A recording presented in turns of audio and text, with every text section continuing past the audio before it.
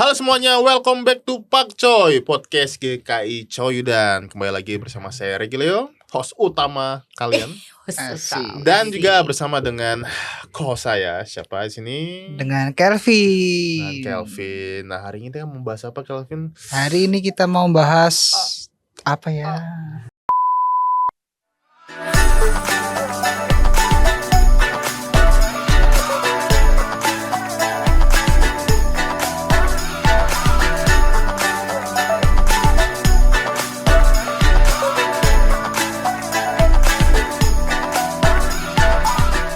Trauma, luka dalam masa apa ini? lalu. Tetapi di dalam sebuah kerangka, sebuah konteks, yaitu apa? Dalam pernikahan. Wah, ini cocok banget untuk kalian. Gak cuman yang mau yang sudah menikah ya, tapi juga teman-teman yang mungkin akan menikah. Nah, ini sangat penting banget ya, supaya kan bisa nanti apa istilahnya, habis itu tidak mau dicegah. menikah loh.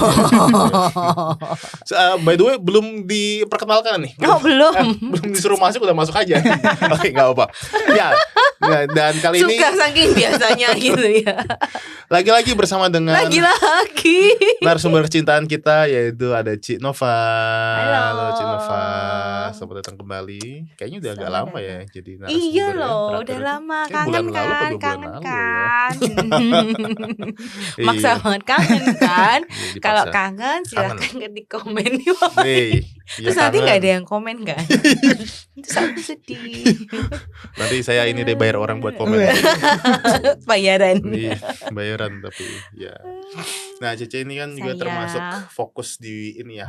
Kalau ngomongin soal pernikahan, Betul. romantisme, tapi Betul. juga kalau ngomongin soal secara psikologi, ngomongin trauma gitu ya, atau luka masa lalu itu kan Betul. Cece juga bisa lah. Iya. Cece Passionate sebenarnya banget malahan. passionate banget. Jadi banget. kan dikasih waktu 40 menit, aku mintanya 2 jam. Waduh. Cece nanti deh urang khusus deh nanti Oke. kita sediakan. Nah, Ci, tapi kita mau fokus dulu nih ngomongin soal basic yang sebenarnya dibilang sebagai luka masa lalu gitu ya. Itu sebenarnya bisa didefinisikan sebagai apa sih? Sebenarnya luka masa lalu itu apa sih sebenarnya, Ci? Ngomongin luka masa lalu itu memang itu adalah kalau secara psikologis ya, jadi ada semua namanya masa lalu itu yang membentuk kita sekarang ya, namanya masa lalu itu yang membentuk kita sekarang. Nah, itu munculnya itu adalah sebuah perasaan, biasanya luka ya, kecemasan, pola pikir. Jadi hampir semuanya ya, hampir semuanya yang membuat kita punya suatu pola. Nah, pola itu biasanya akan muncul ketika ada konflik. Nah, itu salah satu yang membedakan. Apa bedanya sama kepribadian? Kalau kepribadian memang juga terbentuk dari kita dari baby ya. Bahkan dari beberapa ahli mengatakan bahkan dari perut. Itu sudah terbentuk. Gabungan kan antara genetik orang tua dengan our upbringing gitu kan. Tetapi itu kalau luka spesifik biasanya akan kelihatan dari pola pikir kita, pola perasaan kita ketika ada konflik. Tapi sebenarnya konflik ini hanya mereveal aja. Biasanya hanya sebuah trigger. Nah, ini memang kayak namanya luka itu kan ada degree-nya ya. Kalau ada sakit kebakaran itu luka bakar itu kan ada degree-nya. Ada yang ringan sampai ada yang berat. Nah, untuk luka-luka yang kondisinya parah itu nggak usah tunggu konflik, itu juga biasa dalam sehari-hari itu sudah kelihatan, Kak Kelvin. Jadi ya contohnya gampang banget tersinggung. Orang ngomong apa itu kan kalau juga untuk semua yang ngelihat, untuk anak remaja, pemuda, dewasa, kalau di sekitar kita ada orang-orang yang gampang banget tersinggung, mutungan, ngamuan, itu tuh biasanya justru membuat kita harusnya jangan ikut emosi sih. Aku selalu bilang malah justru kita harusnya kasihan. Karena biasanya orang-orang kayak gini tuh lukanya yang malah dalam.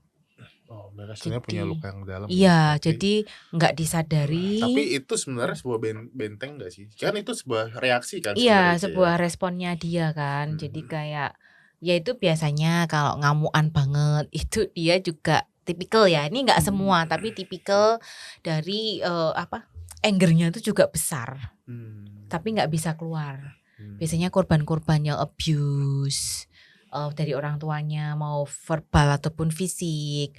Terus nanti besar dikit dibully.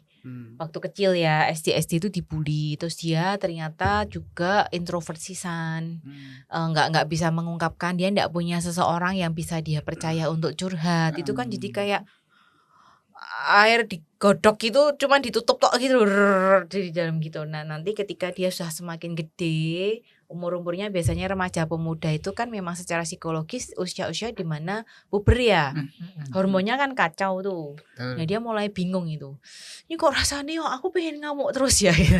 Jadi orangnya senggol bacok gitu loh Kak. Tapi dia sendiri nggak ngerti sih kenapa ya kok aku nih kayak gini gitu. Jadi memang responnya iya, tapi kebanyakan tuh karena dia juga bingung kenapa ya kok aku kayak gini. Mungkin kalau remaja yang dalam kondisi tidak ada luka, ada sih fase-fase mungkin Kevin ingat ya yang kayak mudah tersinggung, pesimis, minder gitu kan ciri-cirinya waktu mau puber. Tetapi itu masih bisa well function, sama berteman masih bisa, hahihi masih bisa. Cuman kalau kepantik aja gitu loh. Tapi ya itu semakin parah biasanya gitu keluarnya. Atau kalau kurang kasih sayang banget nih, korban kita ngomongnya korbannya kalau luka ya, neglect. Neglect itu terjadi banyak loh di keluarga kita.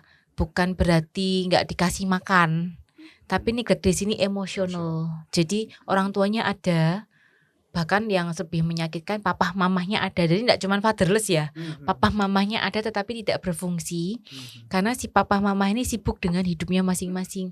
Kan kita sering dengar baca ya sekarang ya di sosmed, kalau kamu belum selesai dengan dirimu sendiri mending jangan jadi orang tua deh gitu kan. Nah kebanyakan orang tua tuh begini. Jadi si istri entah sibuk apa, istri mungkin sibuk membalut lukanya sendiri juga yang gak selesai, suaminya juga sibuk dengan dunianya sendiri. Jadi anak ini kayak tumbuh aja sendiri gitu loh.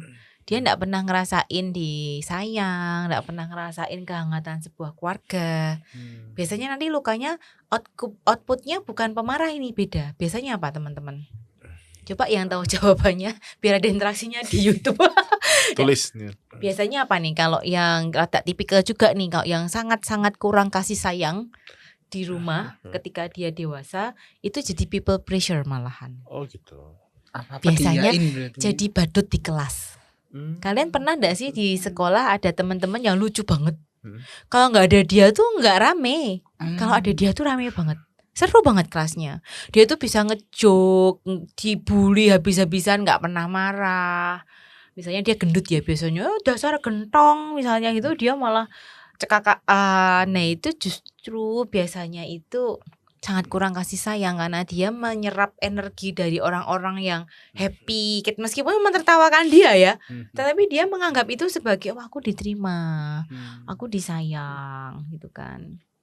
Yang mungkin sering juga aku pernah ceritain ya, ada satu dulu anak remaja kan pernah jadi pembimbing remaja yang clown in the group gitu, yang everybody love him, yang kayak kalau semuanya mau ada acara selalu tanya ini ikut nggak gitu kan, kalau nggak ikut nggak jadi gitu loh. Tapi ya itu as simple as ketika pulang dia selalu nggak mau pulang, jadi habis persekutuan tuh selalu last man di gereja.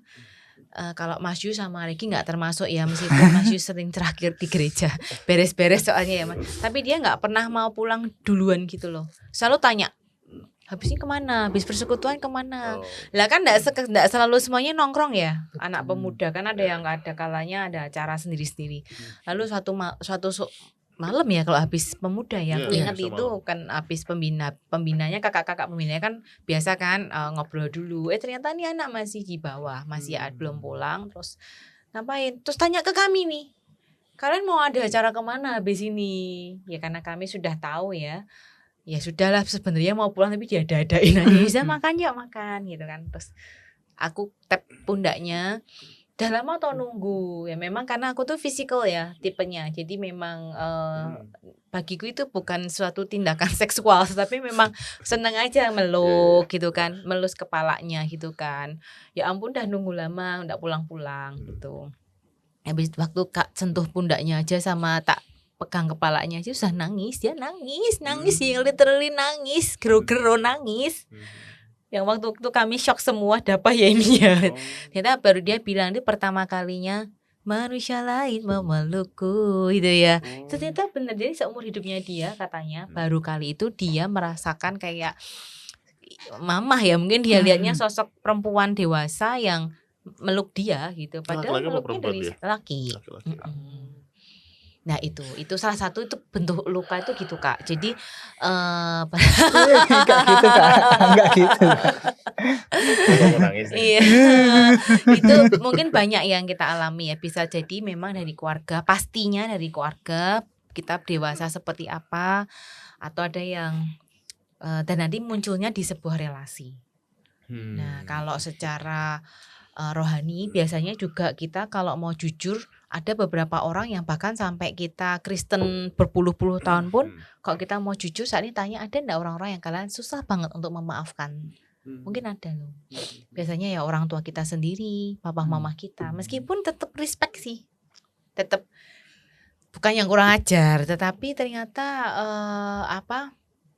orang mama nanti kalau kita udah dewasa ya, udah menikah itu, mamahnya cuman misalnya tanya hari ini masak apa, gitu aja bisa loh. Seorang istri ngamuk yang kayak ngapain sih diatur-atur, aku mau masak, aku mau enggak, kenapa mamah ngurusi, padahal mamahnya sesimpel tanya hari ini masak apa.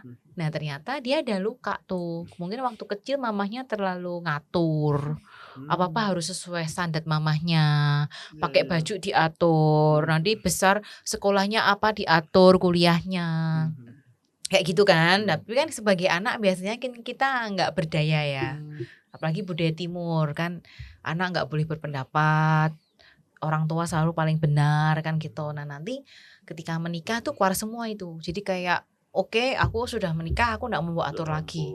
Jadi sesimpel pertanyaan masa apa aja bisa ke-trigger. Atau contoh lagi ya, mungkin supaya lebih jelas kayak suami istri nih baru makan, lalu suaminya senengnya asin memang, dan dia nggak komen apa-apa, dia cuma jalan ngambil ke pantry, ngambil ke dapur garam, ditaruh itu misalnya masak soto gitu ya, ditaruh.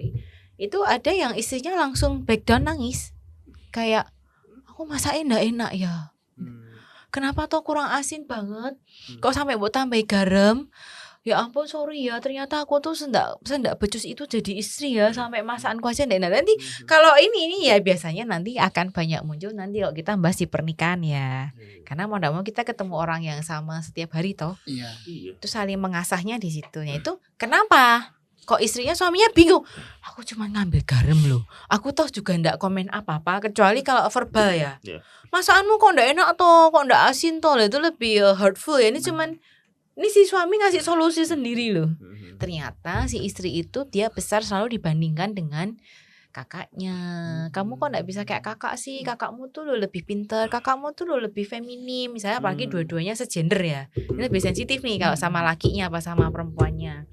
Jadi dia besar dengan perasaan I'm not enough, aku tuh kurang baik, aku tuh kurang pinter, aku tuh kurang cantik. Sehingga ketika suaminya itu sekedar ngambain garam, perasaan kurangnya tuh langsung overwhelm itu loh. Tuh kan, aku bahkan masak aja loh ndak bisa. Bahkan dia kalau perlu dia jadi lebih glorifying kakaknya juga, saking ini kalau kakakku masak pasti lebih enak deh dari aku. Jadi low self esteem banget, yang mungkin ketika munculnya yaitu ketika ada trigger-trigger. Dan biasanya secara rohani tandanya kita masih punya luka mungkin langsung yaitu enggak bisa memaafkan ya. Nah nanti kalau mau pertanyaan lebih lanjut lagi, hubungi di bawah ini. Kalau sudah percaya Tuhan Yesus, maksudnya nggak bisa mengampuni, itu another story ya. Tapi ya itu mungkin nggak ada gambarannya ya. Kalau luka masa lalu itu sesuatu yang kita bawa sampai sekarang, mau umur berapa aja. Mungkin sekarang ada umur yang umur 60, 70 pun juga masih punya juga mungkin gitu. Iya, betul sih ya dia. Gimana Gavin, jelas enggak ya? Untuk ini jelas sih. Jelas banget. Jelas banget. ya. Nggak hanya menjelaskan sebuah apa namanya term ya, tapi jelas dengan contoh-contoh itu. Sebenarnya ada case-case juga yang aku tahu dari teman-temanku itu. Jadi dia ini pasangannya ini silent treatment. Dan itu tuh bisa kayak 1 minggu, 2 minggu, bahkan dulu sempet LDR itu, LDM ya, marriage. LDM. Itu bisa berbulan-bulan tuh Nggak diem, komunikasi. nggak komunikasi sama sekali. Ya itu pasti contoh pernikahan yang tidak sehat ya. Pasti itu, pasti ada sesuatunya Kak. Kita nggak bisa juga. Bahasa psikologisnya itu pasif agresif, silent treatment tuh.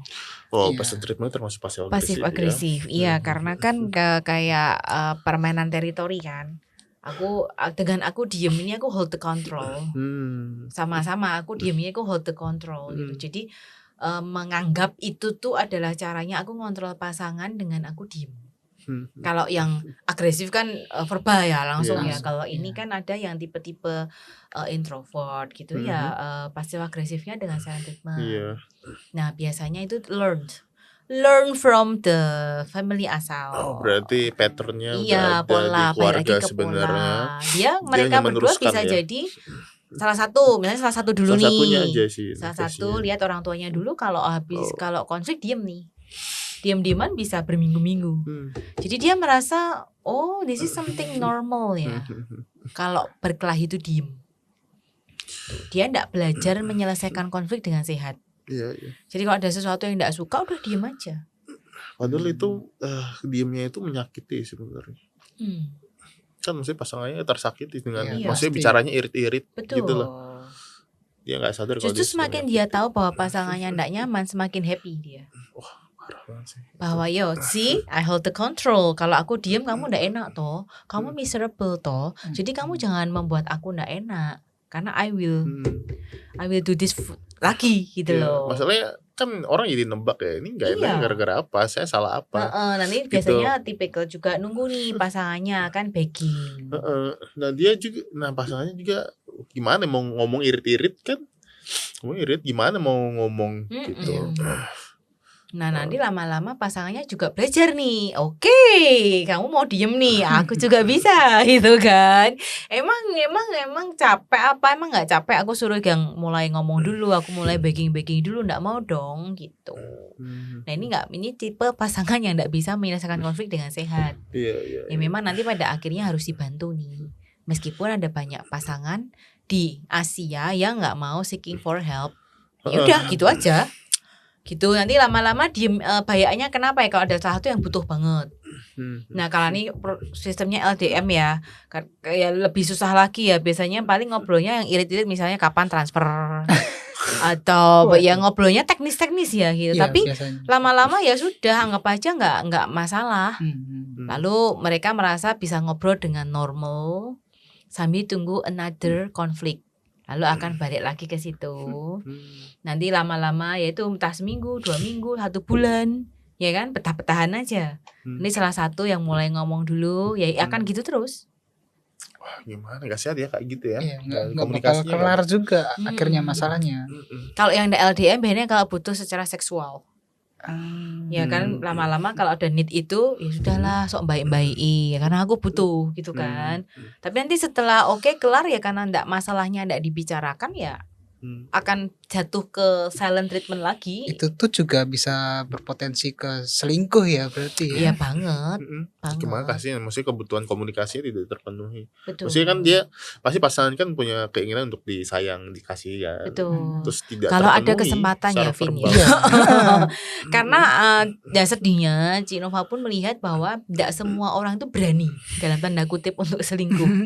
Ya, karena ada beberapa orang yang logikanya jalan banget sehingga aduh selingkuh ini tidak membawa kebaikan sama sekali karena aku harus keluar uang lagi gitu kan. Belum nanti aku harus, jadi mainnya logika nih, logis.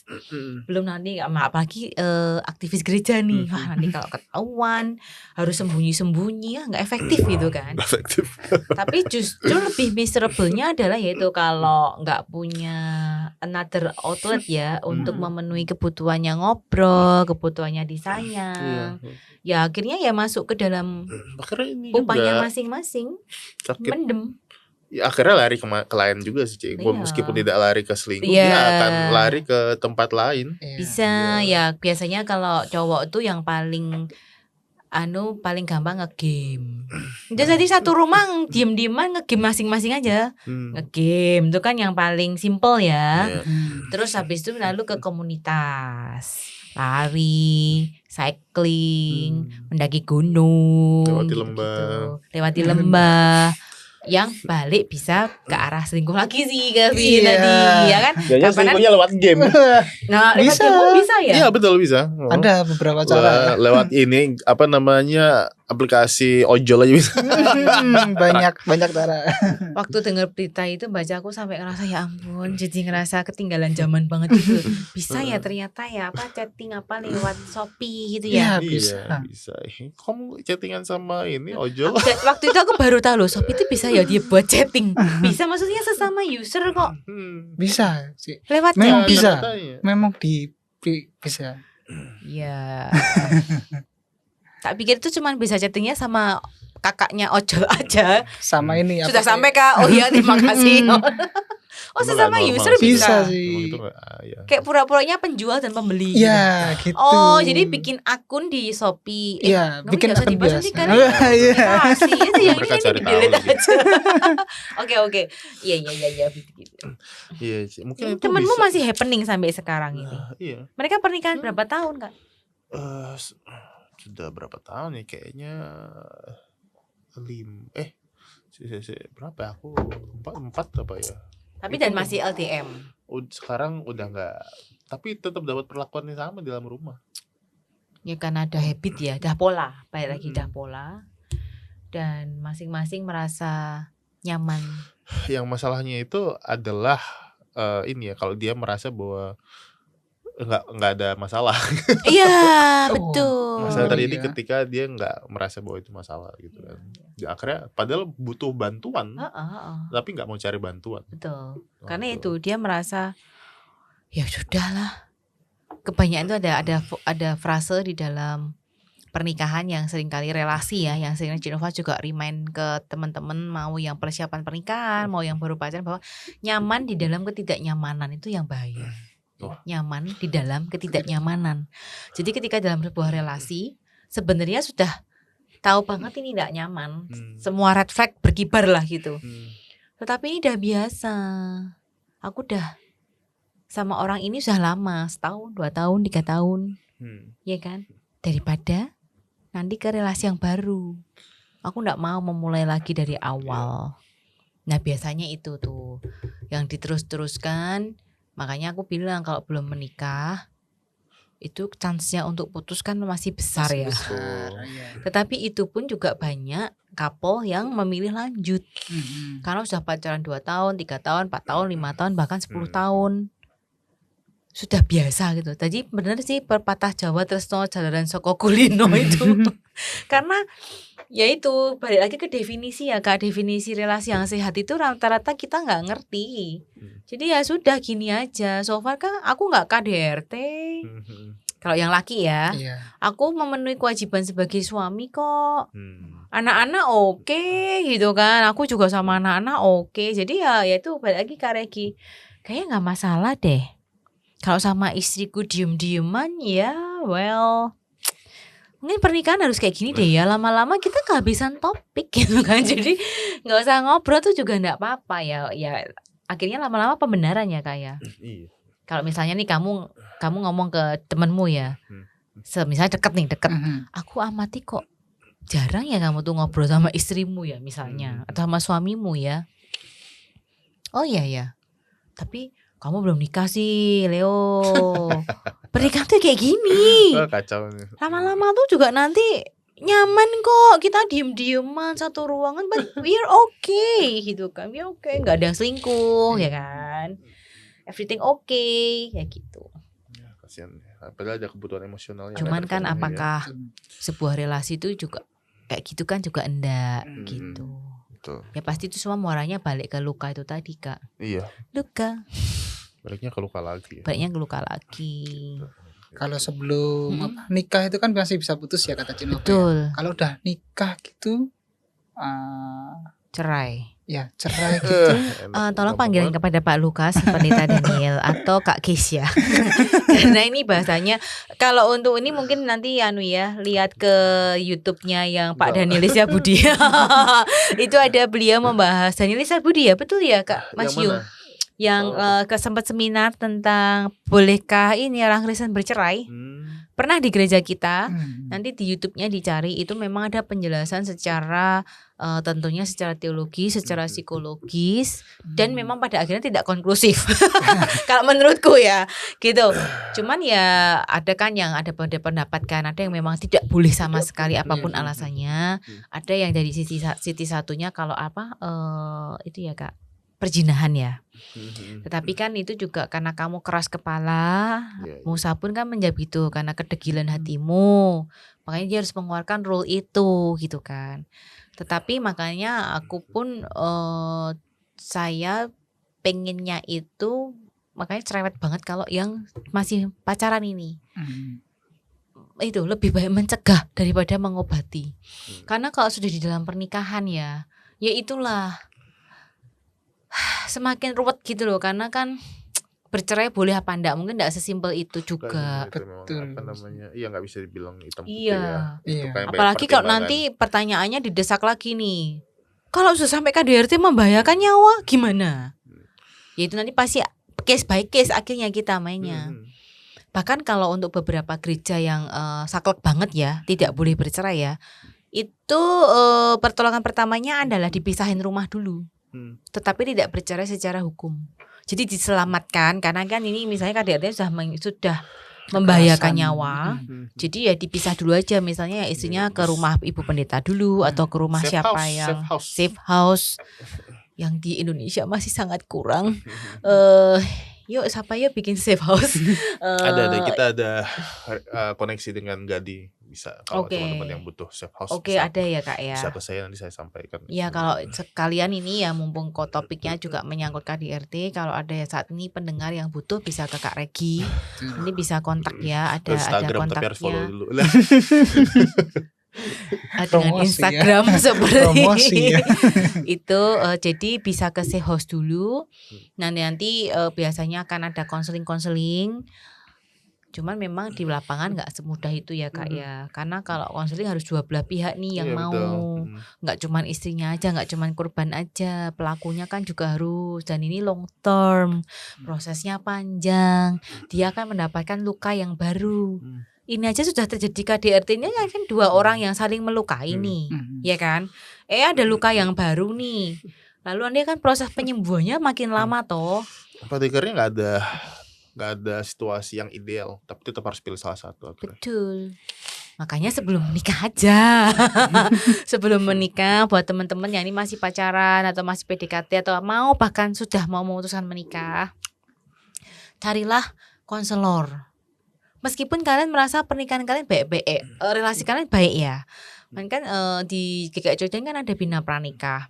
Saya salah satunya konselor di situ. Ada tools, ada konseling untuk yang calon yang akan menikah. Biasanya fokusnya adalah, anggap aja nih dua orang ini termasuk yang sehat ya. Sehat dan siap untuk menikah. Tetapi akan ada hal-hal yang aku akan mencoba menyadarkan bahwa Kelvin atau Kak Regi, kalian sensitif di bidang apa nih? Yang nanti kalau itu ke-trigger akan lebih gampang ini lukanya. Pasangannya kan harus tahu. Oh misalnya, aku itu ternyata dari hasil tesnya sangat sensitif. Kemarin kan ada sudah berapa batch ya kemarin ya, sudah jalan 5 tahun ini. Aku yang untuk itu. Aku sangat sensitif masalah uang. Ada kan dari keluarga yang memang uang itu sangat peka. Jadi kalau nanti istrinya, ini kan laki ya yang ngomong ini ya, sampai ngomong, kamu tuh loh jadi suami kok becus nggak sih misalnya nih, kok cari uang aja nggak bisa lah, itu bagi yang laki akan sangat melukai. Nah itu kan sesuatu yang mungkin di awal kadang nggak kepikiran dibahas ya. Sebaliknya yang perempuan ngomong nih, jangan pernah bilang ya kalau aku tuh mirip ibuku. Sebenarnya si istri ini termasuknya dalam kategori sehat lah. Tetapi dia kalau sudah dibandingin misalnya, kamu tuh loh misalnya kok mirip mamahmu tuh cerewete ya, misalnya suatu saat nih punya anak terus misalnya nih yang lakinya udah pusing capek pulang kerja denger istrinya ngomong, tak lihat kamu tuh kok mirip mamah ya gitu cerewetnya, wah itu dia bakal luka banget karena ternyata itu kayak titik sensitifnya gitu. Itu karena masing-masing dari kita pasti punya sih. Karena ya baik lagi orang tua kita kan nggak ada yang sempurna ya, dan orang tua kita rata-rata jarang banget setahu saya yang belajar tentang parenting, jarang banget yang memproses lukanya. Karena papa mama kita yang sekarang udah umur 60, itu mereka dulu kan generasi juga orang tuanya mereka juga dulu kan lebih boomers lagi ya, yang juga nggak memperhatikan tuh bahwa anak-anak itu nggak cuma butuh makan, tapi butuh pelukan, butuh kasih sayang, butuh kata-kata yang baik. Jadi rata-rata sih kita semua membawa luka ya, cuma degree-nya macam-macam dan di titik-titik mana itu beda-beda.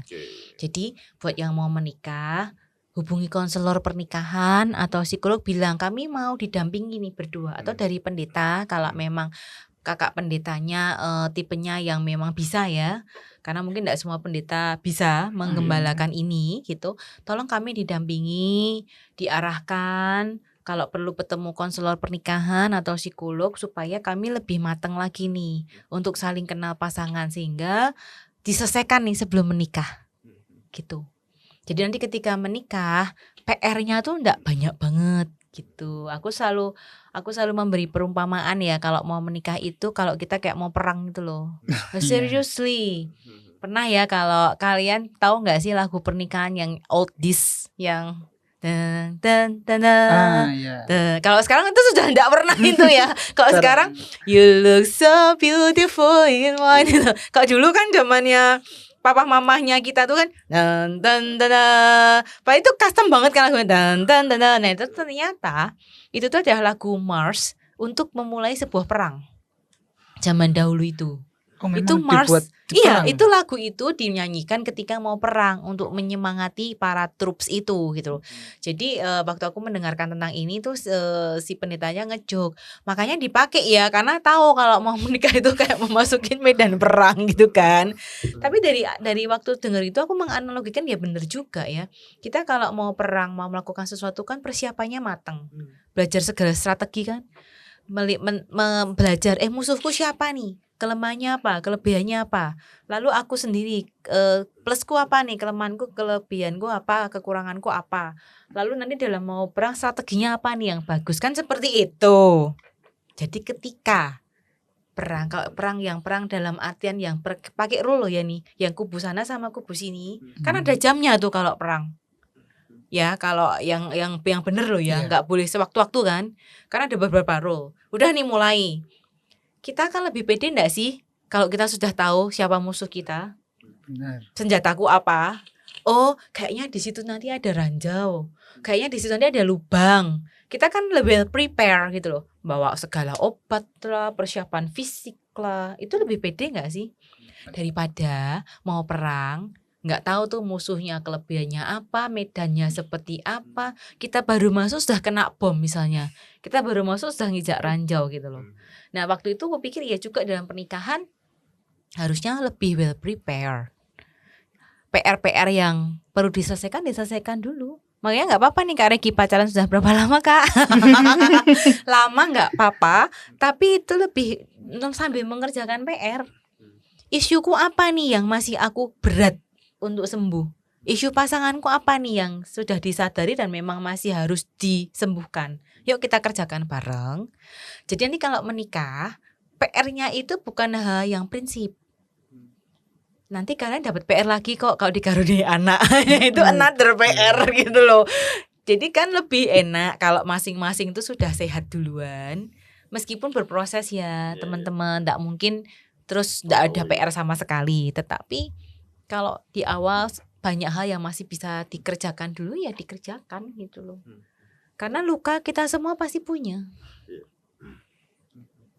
Gitu. Tapi ada sing kelolosan enggak sih, Ci? Kalau perang kan biasanya walaupun kita membuat Tetap ada korban. tetap iya Udah pasti pakai ada analogi yang perang ini ya. Wah, pasti kan tetap ada kelolosan. Betul, Kan? betul, Iya. betul. Nah, dalam Tapi ingat ya, kita nggak ngomongin perang kan ya. enggak dong. Perangnya Iya, analogi. enggak. Itu ada analogi. Maksudnya nih dalam hal apa nih kelolosan? Kelolosan jadi misalkan ini udah mau nikah nih. Kita udah mau nikah, terus udah konseling gitu kan. Terus konselingnya bagus nih. Bagus banget gitu. Tiba-tiba jepret nikah kok masih ada yang Iya. Yang itu, something temenku itu gitu juga tau. Temenku itu kayaknya normal waktu pacaran, lah kok waktu nikahnya kayak gini. Nah. Gitu. Susah Nah, itu. ya. Mungkin termasuk mereka ini itu aja. yang Cik Nova alami ya, karena sebagai konselor, pendamping juga yang pasangan mau nikah ya.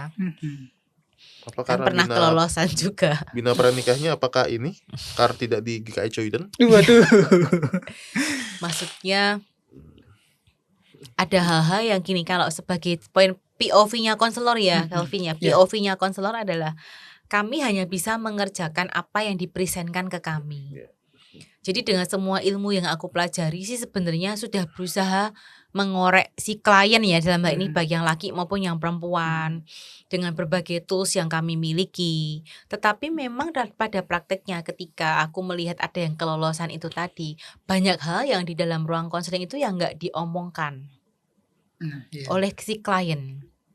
Yang mungkin itu juga yang membuat pada akhirnya kelolosan itu tadi, oh ternyata ada satu sisi yang sama klien ini benar-benar di cover, dia nggak mau buka sama sekali. Dan itu memang sebenarnya udah cukup kelihatan ketika aku mulai menyerempet ke area itu kan langsung shutdown, langsung mengalihkan pembicaraan. Tetapi ya sejauh apa sih aku bisa intervensi gitu kan, kalau si kliennya juga sangat menutupi hal itu kan juga nggak bisa lebih melakukan hal yang lain gitu. Tapi kalau sebagai couple ya lebih besar lagi ke kemungkinan untuk kelolosan sih, Vin. Bayangin kalian 2 orang yang sedang jatuh cinta, ya enggak sih? 2 orang terluka yang sedang jatuh cinta, pikirnya menemukan comfort zone kan? Makanya kan saling tertarik tuh. Saling tertarik. Biasanya susah sih berpikir logis. Makanya sebenarnya butuh intervensi dari luar sih. Kalau enggak konselor paling enggak bestie atau kakak senior atau siapa yang kalian percaya sih boleh. Jadi kalau ini dalam relasi, Calvin sudah punya cewek? Belum. Jadi someday kamu punya cewek dan ini memang kamu merasa she is the one. Dan dia juga merasa hal yang sama loh ya, jangan beda keyakinan ya. Kamu yakin dia tidak? Kayaknya dia ceweknya anime. Waduh. Harus sama keyakinannya ya ini ya. Terus misalnya ke Kak Reki atau misalnya nanti sama orang Indonesia gitu ya, orang Solo lagi gitu ya. Tolong ya kalian dampingi dalam relasi kami. Kalau ada sesuatu yang menurut kakak-kakak ini soroti, please do tell us. Dan ya kalian harus siap, harus mau. Misalnya nanti pas kamu berelasi terus Cik Nova apa Kak Regi, Vin aku lihat kok kayaknya kamu sama cewekmu ini ngalah banget terus ya, misalnya dia mau marah, dia mau apa, kok kamu iya bener gak sih gitu. Ya responnya kalau mau sebagai orang yang mau belajar ya harusnya, oh gitu ya Ci ya. Kayak aku selama ini kok orang nggak notice ya aku sih ngalah-ngalah wae nggak masalah sih sebenarnya. Misalnya dari situ kan muncul ya, mungkin dari situ baru muncul, oh gitu kamu beneran nih nggak masalah. Berarti harus kita yang sadar sendiri ya. Iya tapi susah, makanya maksudnya, butuh orang lain ya. PP maksudnya itu harus kita yang mau untuk menyadari kalau kita tuh sebenarnya ada titik-titik yang harus diperbaikin nih. Ada titik. Iya betul. Kalau kita yang nggak sadar sendiri kan maksudnya berarti kan nggak ada kemauan untuk memperbaiki itu kan berarti. Iya, kayak kita kalian tuh harus sadar, kita harus mindful. Mindful. Harus kalau orang nggak sadar evaluasi. dia bermasalah, dia nggak Autopilot. akan seeking help. Hmm. Kita nggak ngerasa sakit kan nggak ke dokter toh. Hmm. Lah itu aja yang fisik aja banyak loh beberapa yang denial karena saking takutnya ke dokter. Iya. Ya kan, sininya sudah bengkak gitu aja bilang nggak apa-apa gitu kan. Apalagi yang psikis, yang orang lain nggak kelihatan secara langsung, dan kita pun juga sebenarnya mungkin sadar sih kalau saya yakin tapi denial. I'm okay, nggak masalah, karena kita tahu masing-masing, karena mengerjakan diri sendiri itu melelahkan. Dikoreksi, dibenerin tuh nggak enak gitu. Kayak kamu tadi kan secara laki mungkin nggak terima ya dibilang mau sih aku ngalahan. Kan kamu mungkin nggak bisa ngeliat itu, tapi kan orang lain bisa ya. Kan ada ya beberapa cowok yang kadang aku gemes, ceweknya tuh yang lebih galak banget, yang nyentak-nyentak ngomongnya, tapi cowoknya tuh yang iya dan bagi dia nggak masalah. Padahal ceweknya udah yang nggak respect gitu kan. Ya respect harus saling ya, nggak cuma cewek ke cowok aja, tapi cowok ke cewek juga ya. Tapi kalau ada satu nggak respect kan aku pun sebagai perempuan juga risih gitu loh, kayak bisih gitu aja aku nggak bisa, ayo tuh cepet tuh, susah itu aja aku sampai gitu loh gemes. Ngapain sih harus mentak-mentak gitu. Nah biasanya kalau kasus begini usut punya usut, si laki ini juga punya ayah yang mirip. Pasif gitu. Iya, ngalahan sama mamahnya, iya gitu. Nah akarnya laki karena malas konflik. Sudahlah aku nurut aja daripada aku ngelawan konflik nih, capek. Gitu. Kalau anu sih Ci, kalau misalnya aku mau tanya, kan ini kan sebelum nikah ya. Nanti ini ya? seru ya, misalnya in next 5 years kalau kita semua masih hidup ya. Lagi kesini kamu sama calonmu gitu ya. Amin. Terus ngobrol bareng ini, kalau gini gimana Ci? Kalau gini gimana gitu. Pi. Kalau aku mungkin tanyanya sebelum nikah ya. Iya, karena betul. kan aku kan masih remaja ya. Mohon maaf ya. Kalau sebelum nikah ini 20 masih remaja. Iya, Oh iya dia dong. Masih pemuda. Umur berapa tadi? 23. Tolong lihat ke kameranya Calvin sebelah mana ya? Ini. Ini Calvin umur 23, masih single. Waduh. Sudah boleh berelasi ya, sudah pas lah umurnya untuk pacaran. Saat ini sedang bekerja di Jepang. Waduh. Jadi dia bisa bahasa Jepang, cewek-cewek. Kalau ada nilai plusnya silakan hubungi GKI Cayudana.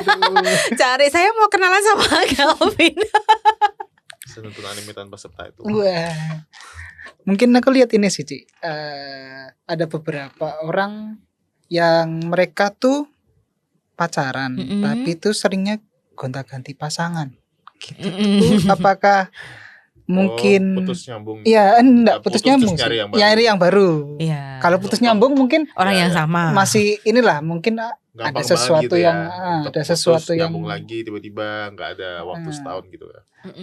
Kalau putus nyambung tuh masih ini Kak, masih apa ya, kayak mungkin ada dari kitanya atau dari dianya ada yang nyadar ada sesuatu yang udah diperbaikin nih gitu kan. Meskipun mungkin ya. Kalau dari sisiku tetap aja itu labil. Labil ya tetepan ya. Oke. Karena dengan orang yang sama, kalau nggak disadari polanya, nanti kalau udah menikah gampang tuh bilang udah kita cerai aja ya. Gitu ya. Udah lah cerai, jadi langsung naik gitu, udah putus gitu. Jadi kalau ada masalah emosi langsung kan, kalau pacaran karena merasa aman, kan masih boleh kalau pacaran putus. Berarti kan ya tidak sesimpel itu juga. Kita apalagi anak-anak Tuhan kan harus menghargai komitmen ya. Iya. Meskipun satu sisi juga jangan sekencang itu memegang komitmen, sehingga meskipun pacaran red flag banget, tapi aku kan memegang komitmen jadi aku nggak mau putus aja juga. Tapi kalau sedikit, dah putus aja, nggak mau. Tapi 2 hari kemudian, kok aku butuh ya masihan ya, kok aku masih sayang, nyambung lagi. Itu juga perlu didampingi juga sih, Vin. Tapi kalau nanti putus nyambung, putus ganti yang lain. Kasusnya. Itu gimana? Dan itu sering. Sering ya. Jadi satu pacaran mungkin bisa cuma 3 bulan. Bener. Hitungnya months gitu ya. Yaitu kemungkinan yang cewek, anggap aja yang cewek, ya ini akarnya ya ada luka dan immature, dia belum matang secara emosional. Jadi persepsi ini banyak faktor ya, bisa Iya, banyak iya. faktor karena kan nggak ketemu orangnya langsung. Tapi kalau secara psikologis yang tipikal seperti itu tuh biasanya satu, memang belum matang secara emosi. Dua, persepsinya tentang relasi itu juga belum sehat. Jadi persepsinya tentang pacaran itu ya sesimpel ya I like you, you like me gitu kan. Ya udah suka ya nembak, dah kita pacaran ya, terus makan bareng, nonton bareng. Udah, terus ketika kok ya apalah tergantung nih lukanya dia di mana nih Kok dia suka misalnya. ngupil ya?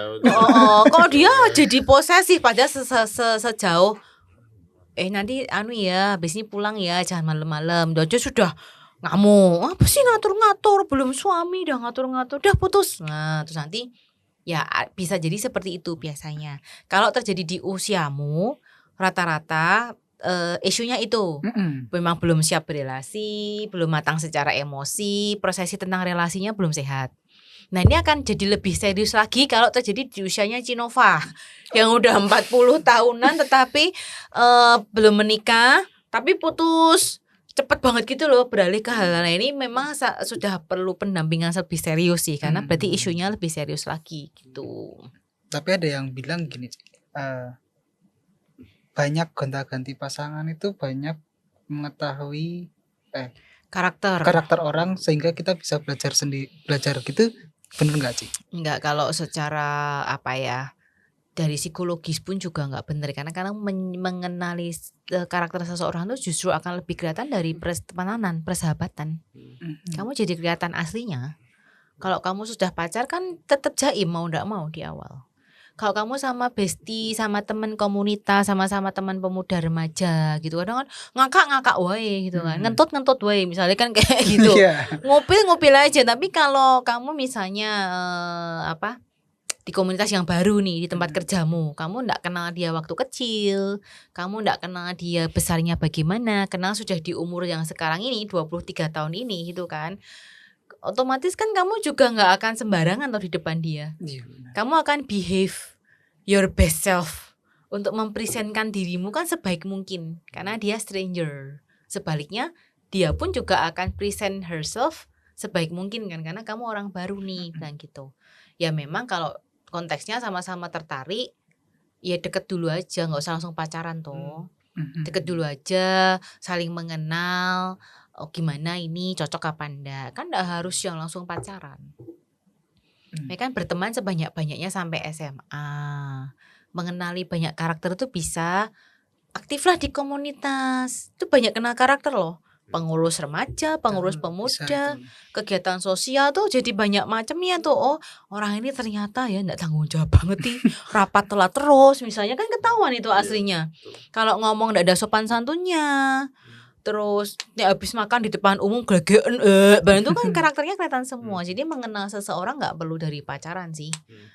Nah nanti ketika sudah usianya kuliah untuk mulai naksir-naksir, diajak berkomunitas bareng aja. Ikut ini yuk, ikut itu yuk, barengan yuk. Kan jadi kelihatan toh. Oh nih anak kalau ada konflik gini ya. Oh kalau ada masalah misalnya ini panitia kan enak itu. Guys, ini tiba-tiba pembicaranya sakit parah. Nggak bisa nih, padahal ada hari H. Nah kamu naksir cewekmu itu si acara misalnya. Kan ketahuan dia ketika ada pressure bagaimana. Ada yang nangis tiba-tiba, aduh gimana ini, ya ampun Tuhan jahat banget sih, segininya kita kan mau retret, kok ini jadi sakit tuh Tuhan, harus heboh gitu. Oh berarti dia kalau ada pressure respon emosinya gitu, kan bisa kenal. Atau oke, yaudah yuk alternatifnya apa nih guys, kita cari siapa ya yang kira-kira bisa. Misalnya ceritanya di Jogja, yang di Jogja yang available karena hari H, ini pagi, harus sore, siapa yuk. Oh berarti anaknya lebih nih, kalau ada konflik, ada pressure, dia lebih ya oke, kamu ya tinggal kamu suka yang mana gitu kan. Kalau kamu lebih memilih yang nangis dulu karena dia cantik ya Ci, aku lebih seneng nih secara fisik, ya boleh, karena kamu lebih tertarik secara fisik, harus itu. Tertarik secara fisik harus loh ya. Karena deg-degan itu juga perlu dalam sebuah relasi, nggak bisa main logika aja. Tapi dia gemes ya Ci, lebih girly. Jadi dia tipemu lebih girly, lebih apa ya, maksudnya secara fisik kamu tapi kok waduh, tapi dia kok ada, kalau ada pressure kok breakdown ya. Ya kalau kamu tetap mau maju ke dia ya ada resiko nih, term and condition apply. Berarti kamu harus siap nanti ketika kalian berelasi, ada konflik, ada pressure, ada masalah, dia responnya akan seperti itu. Piye tuh yang kamu tuh kok gitu tuh misalnya. Aku tuh ya itu oke ya. Kamu harus siap nih. Oke, kalau kamu memang bener-bener sayang, ya kamu jadi pengaruh yang baik kan buat dia. Oke, tenang dulu ya wes. Oke, kamu udah tenang. Ya wes, boleh nangis dulu. Habis ini gimana ya solusinya ya gitu. Tapi kamu enggak boleh anyel. Nanti kalau menikah dan dia tetap begitu ya. Kok tuh loh, ini ada masalah Mbok. Ya wes sing tenang, jangan nangis heboh kayak gini gitu loh. Misalnya anaknya nangis dia ikut nangis. Iya, Enggak boleh jadi masalah. Karena kamu tahu sejak awal dia memang begitu. Ketika menikah jangan dijadikan masalah. Lah rata-rata kalau lukanya nggak sembuh ya, nanti menikah ketika pacaran lucu, geri, imut gitu. Imut, nek nangis itu loh Ci, imut, mukanya merah semua misalnya gitu. Tapi ketika menikah jadi itu yang nggak boleh itu ya. Gemesnya gemes banget ya. Padahal kalau untuk pacaran kalau menikah nggak boleh ya. Gitu. Itu Vin. Oke, mungkin terakhir ya Ci ya, untuk sekaligus menutup ya. Untuk pasangan, untuk Pak Sutri gitu ya, yang sudah Pak Sutri nih sudah mengalami yang sekarang ini sebenarnya mereka bawa luka masalah mereka pernikahan gitu. Apa yang harus mereka lakukan yang terakhir? Iya, memang Pak Sutri di sekitar saya pun juga banyak ya yang masih ada luka, yang sedang mengerjakan, bahkan yang nggak menyadari ya, Kak ya. Jadi yang pertama bahwa relasi yang sehat itu sangat mungkin. Kalian tahu nggak sih reels yang baru musim yang kakak-kakak ini loh namanya hutan. Ya. Tahu nih, yang kakak-kakak yang tinggal di kota ini loh sawah gitu tahu. Atau adik-adik yang jomblo ini loh pacaran namanya gitu loh. Ya itu mungkin kalau bisa teman-teman Pak Sutri, ini loh relasi yang sehat itu seperti ini loh gitu. Jadi ya dengan jalannya pernikahan berapapun tetap ada konflik, gak apa-apa. Diobrolin. Tetap sayang, ngedit berdua, tetap ngobrol. Itu ya relasi yang sehat itu seperti itu gitu. Jadi kalau kalian merasa bahwa ini survival mode di pernikahan ya supaya nggak cerai itu tadi. Ternyata padahal kalian sudah nggak happy banget. Kesentil sedikit aja dah ngamuknya luar biasa ya kan. Sudah mulai saling menuntut, harusnya kan dia yang berubah. Biasanya gitu. Aku nggak masalah kok. Dia aja yang bermasalah, harusnya kan dia berubah. Padahal yang sananya juga mikir, kamu kok berubah toh, padahal baru 5 tahun menikah. Aku sekarang tidak pernah digandeng. Sekarang kamu udah tidak pernah memuji. Padahal kan sama-sama luka masa kecil yang belum selesai ditambah luka yang baru. Karena di dalam pernikahan pun dari awal sudah saling melukai kan.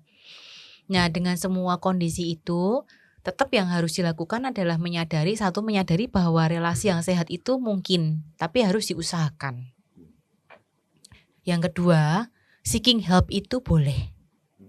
Nah biasanya kita tuh kalau 2 orang di tempat yang sama nggak bisa melihat secara objektif, karena masing-masing akan membenarkan diri sendiri. Butuh bantuan orang ketiga yang tidak merusak ya, maksudnya bukan orang ketiga perselingkuh ya. Katanya butuh orang ketiga, ya sudah aku selingkuh saja. Tapi butuh orang ketiga yang menolong. Ya ini memang antara psikolog, konselor pernikahan, atau kalau dalam konteks gereja ya kalau nyari pendeta, datang berdua. Tolong kami ditolong ya. Prosesnya juga mungkin bisa cepat, bisa lama tergantung isunya nih. Tetapi memang harus mau berproses. Supaya gini loh, Tuhan itu mengizinkan kita happy kok. Jadi di dalam pernikahan itu jangan merasa bahwa ini aku pikul salib. Pernikahanku ini unhappy, aku nangis terus tiap hari, aku sedih itu karena pikul salib. Bukan. Itu karena kalian kurang persiapan aja dalam menikah.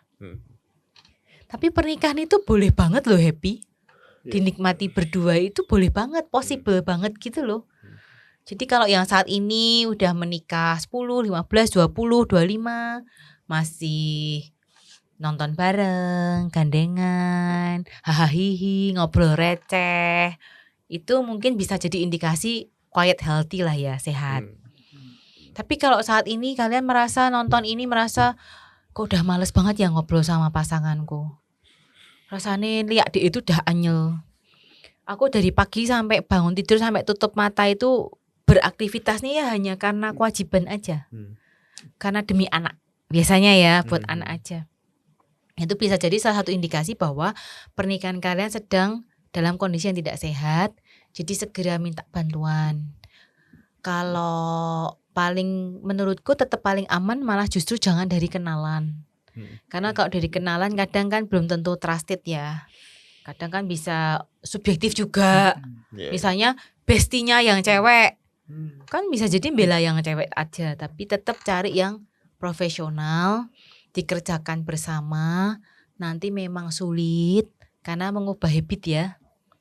Mengubah habit banyak latihannya. Ke konselor pernikahan tuh banyak latihannya. Kamu tuh kok suka gini toh? Diganti.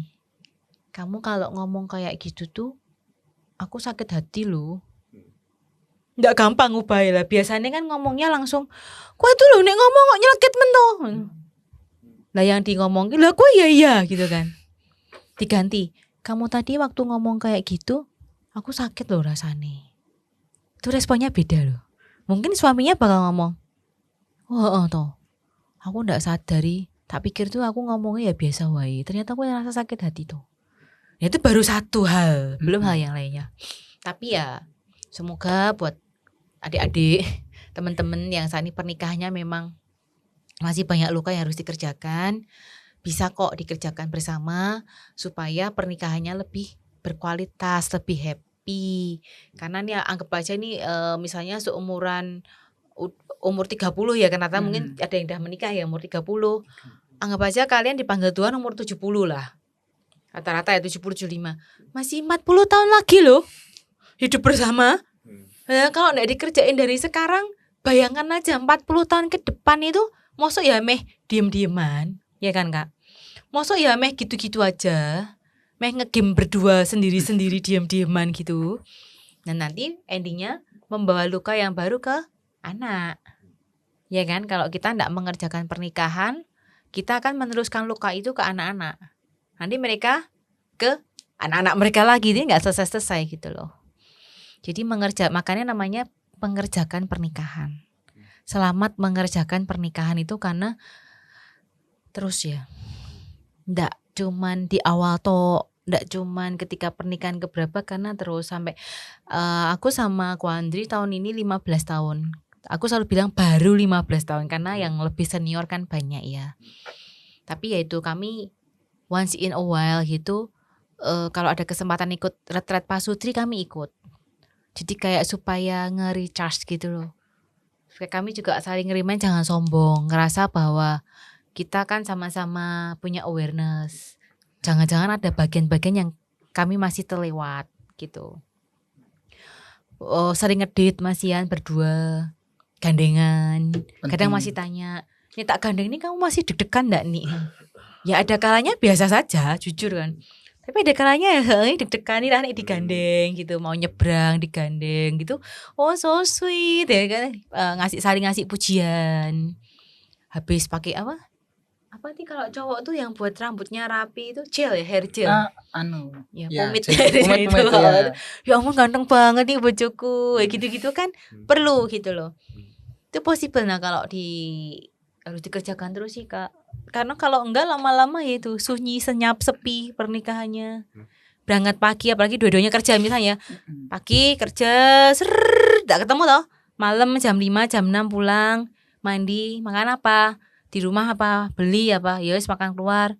Makan sambil makan aja lihat handphone, pulang nonton handphone masing-masing, anggap aja ini belum punya anak ya. Terus bubuk. Besok repeat. Maksud ya kayak gitu sih. 40 tahun ke depan loh. Jadi dikerjakan Kak. Kalaupun belum ada keinginan untuk ke konselor, dengerin podcast, Iya. baca buku, ikut-ikut seminar pernikahan di gereja. Nanti bentar lagi bulan keluarga. Itu biasanya banyak seminar-seminar tentang pasutri, seminar tentang relasi, atau di YouTube kan ya banyak. Cari-cari dengerin gitu sih. Kalau pada tahap yang nggak parah ya, lukanya ya, yang masih umum sih biasanya kita mudeng kok. Oh iya ya, aku kurang ini, aku harus berubah ini, itu biasanya masih bisa. Kalau yang skalanya masih lumrah ya, yang susah memang kalau yang dah lukanya terlalu dalam dan sudah lama tidak dikerjakan. Dengerin podcast, dengerin seminar, itu kadang ya nggak ngefek ya ada. Jadi nggak merasa tenang dirinya gitu ya ada. Tapi yang bisa dilakukan itu Kak, seek help, self learning, belajar bersama berdua supaya pernikahannya itu fruitful, happy gitu. Oke, kalau gitu terima kasih Ce. Sudah membahas banyak luka. bahas. Saya bahkan nggak tanya apa-apa udah kejawab semua pertanyaan. Sangat ini ya, penjelasannya sangat Langsung informatif. semua. Iya, karena kan Semua ini bidang satu saya paket. ya, tentang pernikahan, Ya, tentang satu paket, luka. semua kejawab Iya. semua. Oke, kalau itu juga terima kasih untuk para penonton yang juga sudah menonton sampai selesai gitu ya. Jangan lupa cek channel kami digital Jodan Digital Ministry. Masih Iya. banyak juga Iya. masih banyak juga video-video lain juga yang Topik-topik bisa- yang lain. topik-topik yang lain yang bisa menolong kita, menginspirasi kita juga. Kalau Oke. mau usul-usul boleh ya Kak ya. Oh ya boleh. Boleh ditulis ya, bahas tentang ini dong Ya, gitu, ya, boleh. bisa tulis di komentar nanti. Oke, kalau gitu saya Ricky Leo dan juga kalau saya Kelvin. undur diri, sampai jumpa di podcast yang selanjutnya. Bye. Bye.